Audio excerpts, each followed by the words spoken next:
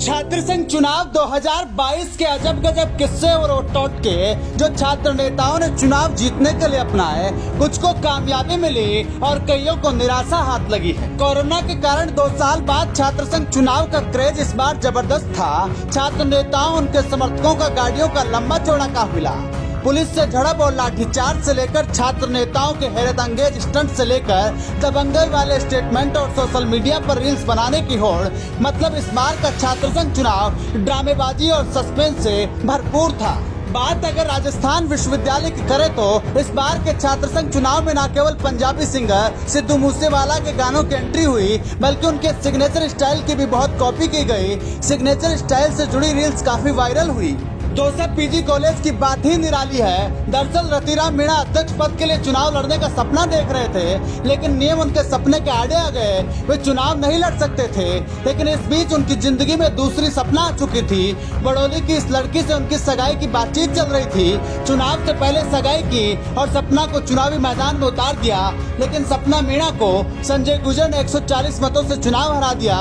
सपना को 922 और संजय गुर्जर को 1062 वोट मिले। लेकिन जोसेफ पीजी कॉलेज से चुनाव जीतने वाले संजय गुर्जर भी पीछे नहीं है। दरअसल छात्र संघ प्रत्याशी के रूप में ही संजय सिंह ने यह प्रण लिया था कि वह अध्यक्ष बनने तक नंगे पांव ही रहेंगे। बीते शनिवार को संजय का प्रण भी पूरा हो गया।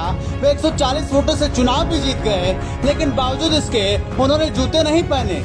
जीत के बाद उन्होंने कहा अब वे जूते चप्पल पहन लेंगे, लेकिन सबसे पहले पैदल अपने आराध्य देव देवधाम जोधपुरिया जाएंगे। वह भगवान देवनारायण के दर्शन करने के बाद ही पैरों में जूते पहनेंगे। छात्र संघ चुनाव 2022 की सबसे दिलचस्प खबर झुंझुनू के गुड़ागोड़जी स्थित केदारनाथ मोदी राजकीय महाविद्यालय के नए नवेले छात्र संघ अध्यक्ष की सबसे ज्यादा सुर्खियों में रही। लिहाजा 3.25 फीट कद वाले विकास गुर्जर ने 132 वोटों के अंतर के साथ चुनाव जीता।